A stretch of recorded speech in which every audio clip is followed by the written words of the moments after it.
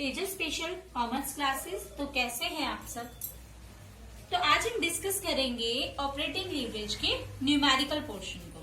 Last video में हमने पढ़ा था कि what is the meaning of leverage, types of leverage और ऑपरेटिंग लीवरेज के बारे में कुछ थ्योरेटिकल पोर्शन को कंप्लीट किया था। तो आज हम डिस्कस करेंगे ऑपरेटिंग लीवरेज की न्यूमेरिकल प्रॉब्लम को सॉल्व करेंगे आज हम।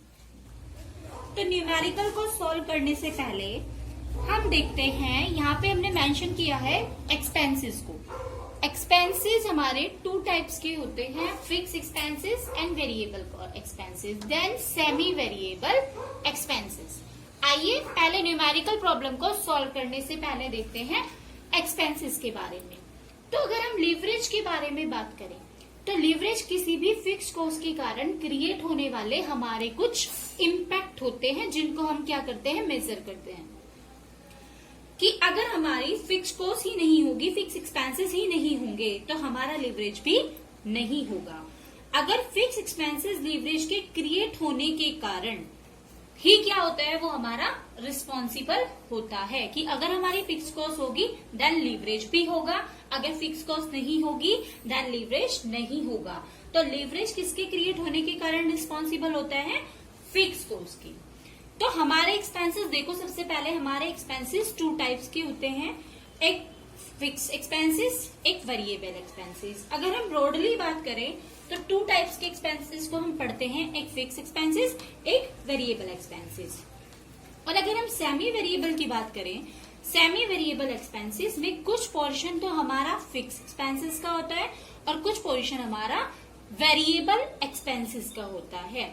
तो हम बोल सकते हैं कि हमारे ब्रॉडली लेवल पर टू एक्सपेंसेस होते हैं, एक फिक्स एक्सपेंसेस, दूसरा variable expenses. Then semi variable, इन दोनों का मिक्स होता है, कुछ फिक्स एक्सपेंसेस होते हैं यहाँ पर और कुछ वेरिएबल एक्सपेंसेस होते हैं। तो आइए देखते हैं ऑपरेटिंग लीवरेज के न्यूमेरिकल्स प्रॉब्लम को।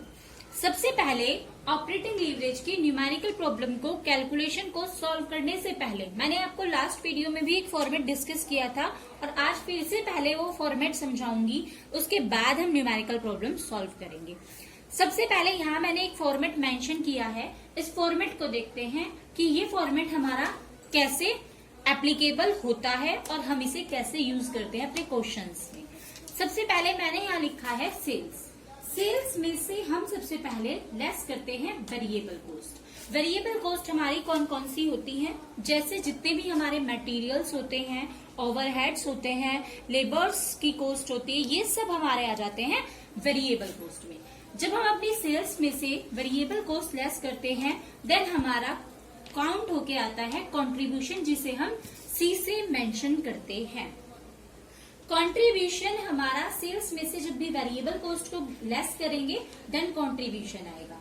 फिर हम क्या करते हैं, उसमें से कंट्रीब्यूशन में से फिक्स कॉस्ट लेस करते हैं। फिक्स कॉस्ट हमारी कौन कौन सी कॉस्ट होती है, जैसे ऑफिस में एम्प्लॉयज की सैलरी, फैक्ट्री का रेंट या कोई भी पेमेंट हमें देनी है, ये सब क्या हो जाती है, ये हमारी आ जाती है सारी फिक्स कॉस्ट में।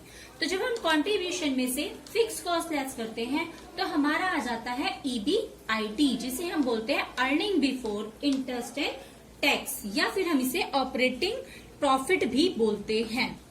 तो EBIT में से हमें क्या पे करना होता है, इंटरेस्ट पे करना होता है। इंटरेस्ट क्या होता है, लोन पर हमें क्या करना होता है, इंटरेस्ट पे करना होता है। तो हम वो किस में से लेस करते हैं, earning before interest and tax. हम उसमें से जब इंटरेस्ट दे देते हैं तो हमारी जो इनकम आती है, जो हमारा पॉइंट आता है, वो होता है EBT, अर्निंग बिफोर टैक्स। अब क्या हुआ जी, हमने इंटरेस्ट लेस कर दिया, इंटरेस्ट हमने दे दिया लोन पे, तो अब गवर्नमेंट आई और गवर्नमेंट ने कहा कि हमें टैक्स पे करो।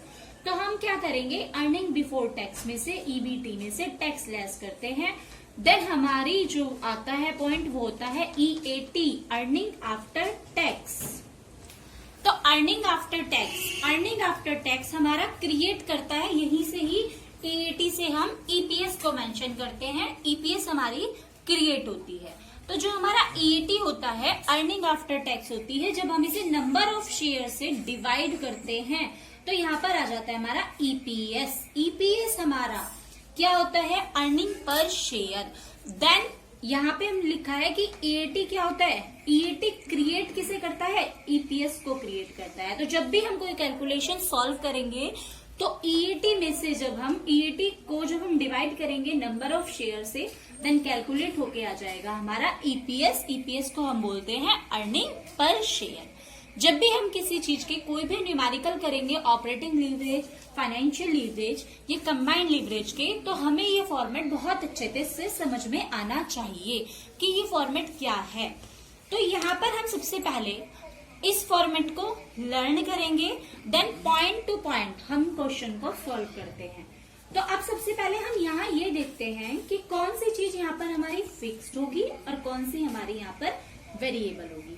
सबसे पहले अगर ऊपर से बात करें सेल्स क्या होती है, हमारी घटती बढ़ती रहती है, क्योंकि हमारा माल जो है या हमारा जो रॉ मटेरियल है, जो हमने प्रोडक्ट प्रोड्यूस किया है, वो कम या ज्यादा बिकता रहता है। तो सेल्स पर भी क्या होता है, इफेक्ट होता है।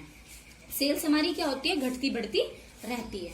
सेल्स का जो इफेक्ट होगा वो हमारा किस पर इफेक्ट होगा, वो हमारा वेरिएबल कॉस्ट पर भी उतना ही इफेक्ट होगा। क्योंकि मैंने अभी आपको बताया है कि वेरिएबल कॉस्ट में हम क्या लेते हैं, मटेरियल, लेबर।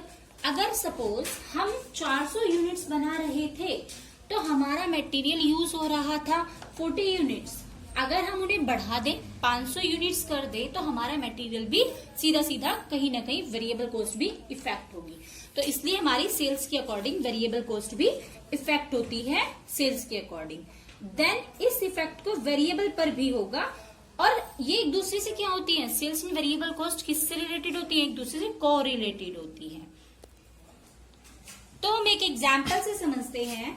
जैसे हम क्या कर रहे थे, एक प्रोडक्ट बना रहे थे, तो वो हमारा 5 रुपए में बन रहा था और हम उसे 10 रुपए में सेल कर रहे थे।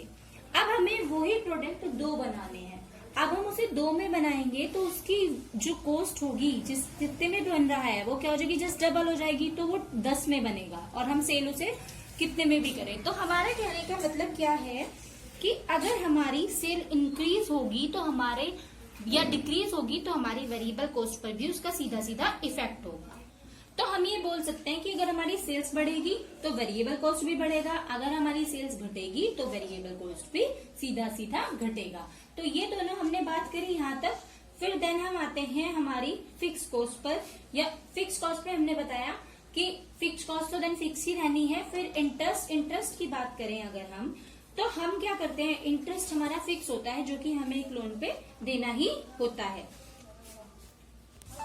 तो हम ये बोल सकते हैं कि फिक्स एक्सपेंसेस हमारे ऑपरेटिंग एक्सपेंसेस को कवर करता है, और जो हमारे इंटरेस्ट वगैरह हैं, ये जो फाइनेंस से रिलेटेड होते हैं, जैसे factory rent, office rent, salary या मैनेजमेंट से रिलेटेड, ये सब हमारे वेरिएबल कॉस्ट को डिस्क्राइब करता है। तो आइए देखते हैं नेक्स्ट न्यूमेरिकल ऑपरेटिंग लीवरेज के। तो यहाँ पे देखेंगे calculation of operating leverage. Operating leverage की कैलकुलेशन करेंगे, न्यूमेरिकल से हम समझेंगे। तो सबसे पहले मैंने आप लोगों को ऑपरेटिंग लीवरेज का लास्ट वीडियो में एक फॉर्मूला लिखवाया था।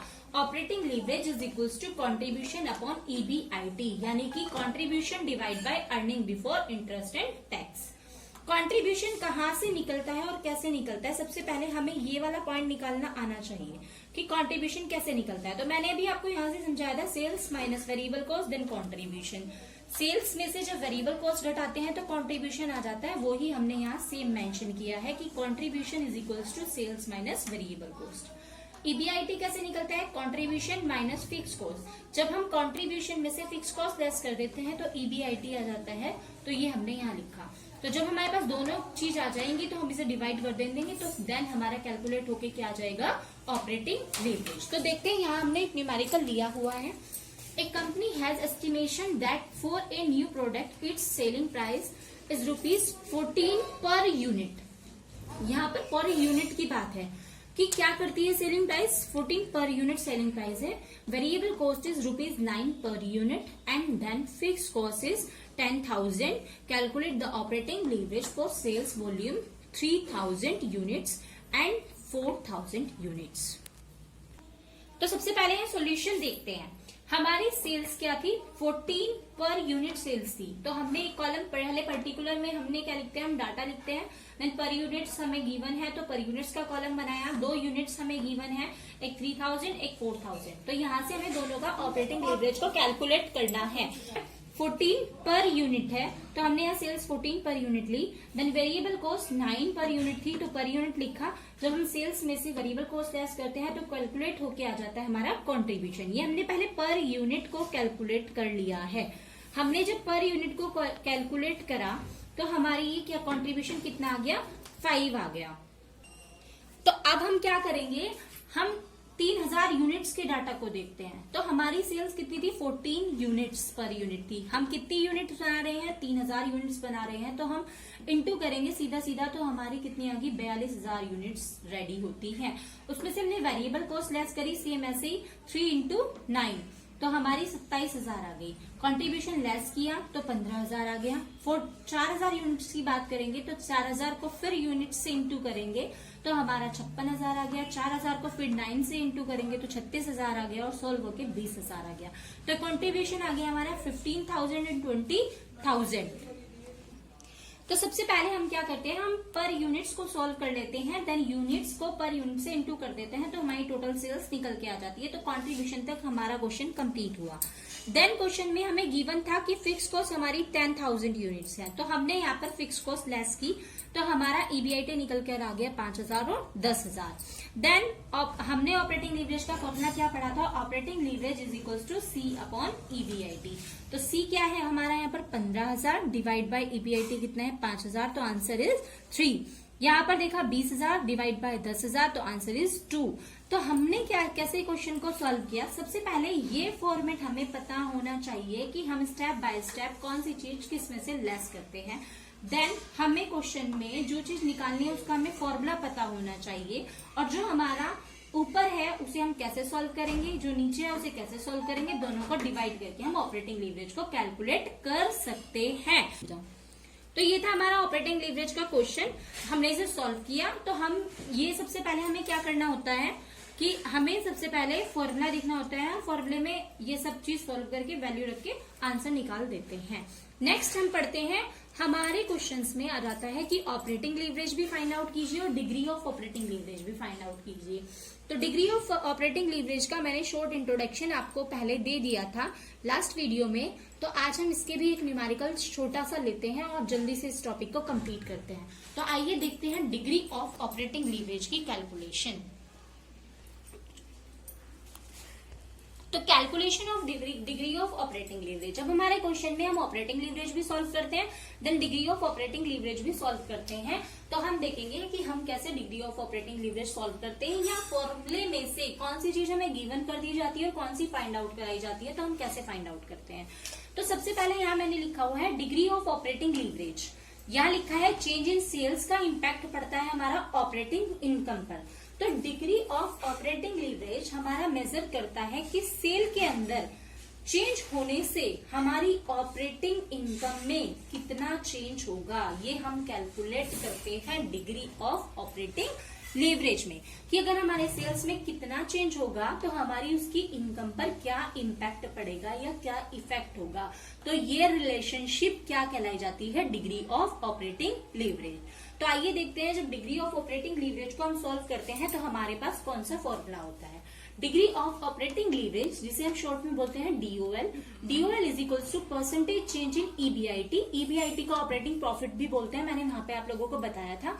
परसेंटेज चेंज इन सेल्स, जब हम percentage change in EBIT divide by percentage change in sales, तो कैलकुलेट होके आ जाता है हमारा डीओएल। यहाँ पर एक छोटा सा न्यूमेरिकल लिया हुआ है, यहाँ पर हमें क्या कहा है, कुछ चीजें दे दी गई हैं और कुछ फाइंड आउट किया गया है। इस फॉर्मूले में से कुछ चीजें देखी, कुछ फाइंड आउट करवाया गया है। तो देखते हैं, if operating leverage is 2 and sales increase 50%, then by what percent of EBIT will be increase. ये पूछा गया है कि अगर हमारा ऑपरेटिंग लीवरेज 2 है, सेल्स को इंक्रीज कर देते हैं 50%, देन ईबीआईटी कितना इंक्रीज होगा। तो गिवन हमारा क्या क्या था, ऑपरेटिंग लीवरेज 2 है, इंक्रीजिंग इन सेल 50% है। We know that the degree of operating leverage का formula percentage change in EBIT upon percentage change in sales. हमने यहाँ पर वैल्यू रखी, by putting the given values we get operating leverage 2 था, लेकिन फॉर्मूले में यहाँ क्या है, DOL। जब भी हमें क्वेश्चन में एक फॉर्मूले में से दूसरी चीज को फाइंड आउट करना होता है तो हम यहाँ वैल्यू सेम रखते हैं। तो DOL और OL की वैल्यू हमने 2 रखी। परसेंटेज चेंज इन EBIT हमें फाइंड आउट करना था, what is the percentage change in EBIT, ये हमने एज इट इज रखा।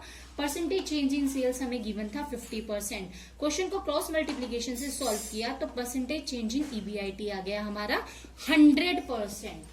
तो ये थे आज हमारे ऑपरेटिंग लीवरेज के न्यूमेरिकल्स प्रॉब्लम, जिसे आज हमने देखा और छोटे छोटे हमने 2 न्यूमेरिकल्स सॉल्व किए। नेक्स्ट वीडियो हम कंटिन्यू करेंगे। आप लोग हमारे लेक्चर कंटिन्यूअसली देखते रहिए। अगर आप लोगों को हमारी वीडियो पसंद आई है तो हमारे चैनल को लाइक, शेयर, सब्सक्राइब करना ना भूलें। Thank you students.